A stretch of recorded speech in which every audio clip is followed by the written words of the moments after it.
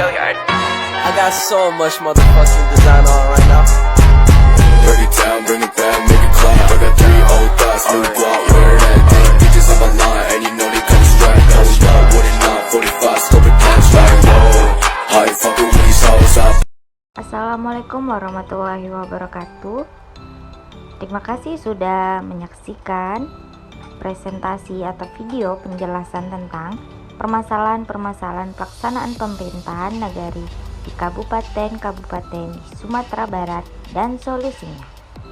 Terima kasih kepada dosen pengampu saya, yaitu Bapak DRS Karjuni DT Maani MSI, selaku dosen mata kuliah Pemerintahan Nagari dan Desa. Materi yang saya peroleh dikutip dari Suci Fitria Dewi tentang konflik dalam pemerintahan nagari. Penelitian ini di Nagari Padang Si Busuk, Kabupaten Sawalunto, Si Junjung, Sumatera Barat. Dalam pembahasan ini ada 4 pembahasan yang akan saya angkat. Nah, yang pertama, latar belakang. Yang kedua, penyebab terjadinya konflik. Yang ketiga, hasil pembahasan. Yang keempat, kesimpulan dan solusi. Baiklah, kita masuk pembahasan yang pertama, yaitu tentang latar belakang. Provinsi Sumatera Barat memberikan respon terhadap Undang-Undang Pemerintahan Daerah dengan membentuk Peraturan Daerah Nomor 9 Tahun 2000, yaitu tentang ketentuan pokok pemerintahan nagari. Ini menurut Perda Ketentuan Pokok Pemerintahan Nagari, yang menjadi tema utama desentralisasi dan demokrasi lokal di Sumatera Barat. Dengan lahirnya Perda ini, maka secara resmi sistem pemerintahan desa yang berlaku selama lebih kurang 23 tahun dihapuskan dan diganti dengan sistem pemerintahan nagari. Kebijakan ini dikenal dengan istilah kembali ke nagari, karena sistem pemerintahan nagari sudah pernah diberlakukan sebelumnya tahun 1999, tepatnya setelah diberlakukannya SK Gubernur nomor 162/GSB tahun 1983 yang ditetapkan tanggal 28 Juli 1983. Mendeskripsikan perubahan sistem pemerintahan dari nagari ke desa lalu kembali ke sistem pemerintahan nagari. Dalam perubahan sistem tersebut akan muncul berbagai persoalan, mulai dari perbedaan pemahaman sampai pelaksanaan teknik di lapangan. Permasalahan yang muncul bisa saja berasal dari ketidakmampuan aparatur nagari, tapi bisa juga berasal dari aparatur kabupaten yang memberikan kewenangan setengah hati kepada aparatur nagari. Selanjutnya, kasus pemekaran nagari Padang Si Busuk, Kabupaten Sawalunto, Si Junjung yang saya angkat adalah sebuah permasalahan yang menarik untuk dikaji karena kasus ini adalah konflik antara dua elit nagari, yakni elit nagari Padang Si Busuk dan elit nagari Kampung Baru yang didukung oleh pihak kabupaten untuk memisahkan diri dari nagari Padang Si Busuk untuk menjadi nagari sendiri. Kasus ini sampai saat sekarang masih belum terpecahkan dan menjadi duri dalam daging dalam pelaksanaan pembangunan pada masing-masing wilayah. Ada 3 persoalan yang dikaji, yakni yang pertama, bagaimana situasi sosial politik yang membingkai sistem pemerintahan nagari dan sistem pemerintahan desa. Yang kedua, konflik yang dihadapi aparatur nagari ketika sistem pemerintahan nagari diberlakukan. Nah, yang ketiga, upaya yang dilakukan aparatur nagari dalam mengatasi konflik pemekaran nagari. Kita masuk ke pembahasan yang kedua, yaitu penyebab konflik terjadi. Nah, kemajemukan vertikal ialah struktur masyarakat yang terpolarisasikan menurut kepemilikan kekayaan, pengetahuan, dan kekuasaan. Kemajemukan vertikal dapat menimbulkan konflik sebab sebagian masyarakat yang tidak memiliki atau hanya memiliki sedikit kekayaan, pengetahuan, dan kekuasaan akan memiliki kepentingan yang bertentangan dengan kelompok kecil masyarakat yang mendominasi ketiga sumber pengaruh tersebut. Jadi, Distribusi kekayaan, pengetahuan, dan kekayaan yang pincang merupakan penyebab utama timbulnya konflik politik. Hal ini disebabkan adanya fakta terhadap sejumlah masyarakat yang menerima perbedaan-perbedaan tersebut. Konflik terjadi apabila masing-masing pihak memperebutkan sumber daya yang sama seperti kekuasaan, kekayaan, kesempatan, dan kehormatan. Inilah yang dinamakan benturan kepentingan. Terlebih lagi jika ada pihak yang merasa diperlakukan tidak adil atau manakala pihak berperilaku menyentuh titik kemarahan pihak lain. Kita masuk ke hasil pembahasan.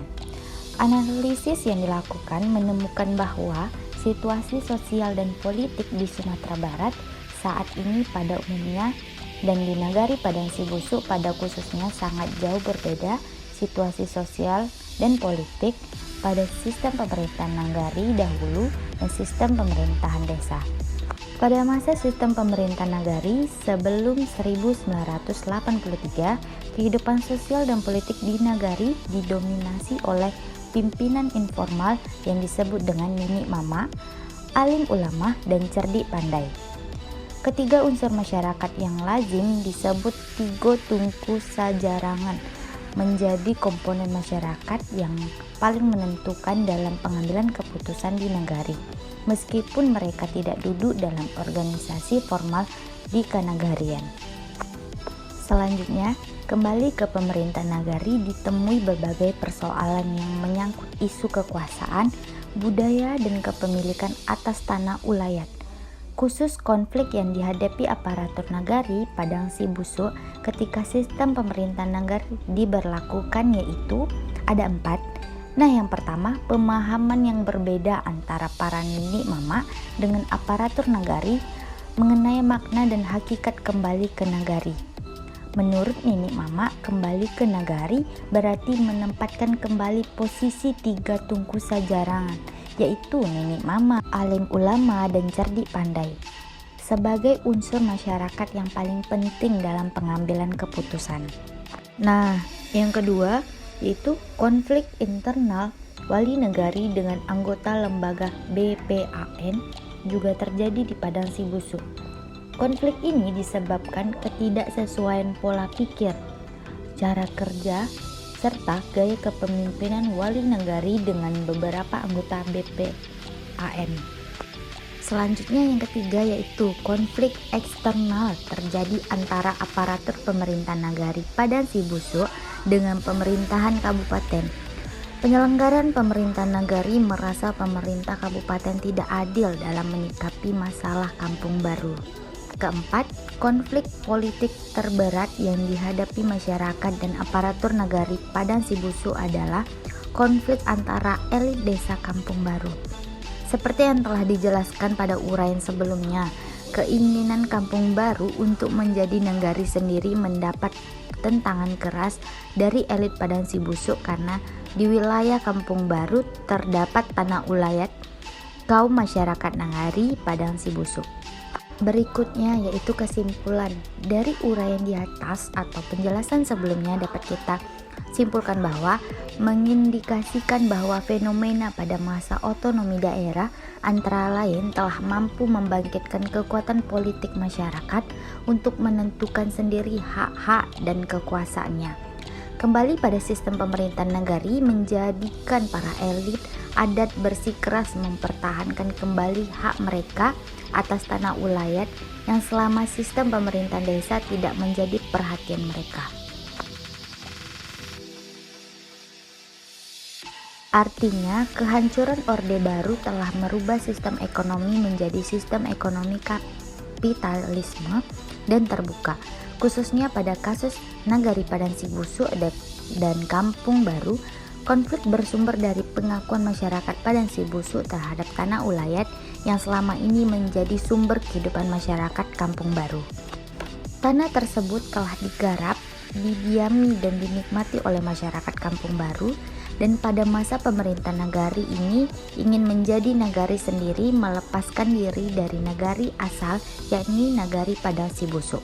Keinginan mereka untuk lepas dari Nagari Padang Sibusuk karena sistem politik feodalisme Nagari telah membatasi kebebasan mereka, ditambah telah mapannya mereka secara ekonomi. Nah, hasil penelitian ini menghasilkan bahwa resistansi pada negari terjadi ketika munculnya pengaruh feodalisme dan kemapanan ekonomi. Adapun solusi dari konflik tersebut, yang pertama, pihak yang terlibat dalam konflik memiliki tujuan yang sama, yakni sama-sama berupaya mendapatkan hal-hal material seperti proyek pembangunan, keuntungan berusaha, tanah yang luas, gaji yang tinggi. Sejumlah masyarakat berusaha mendapatkan hal-hal yang bersifat non-material seperti jabatan, kekuasaan, harga diri, status sosial, rasa aman, tentram, dan kebebasan mengekspresikan diri.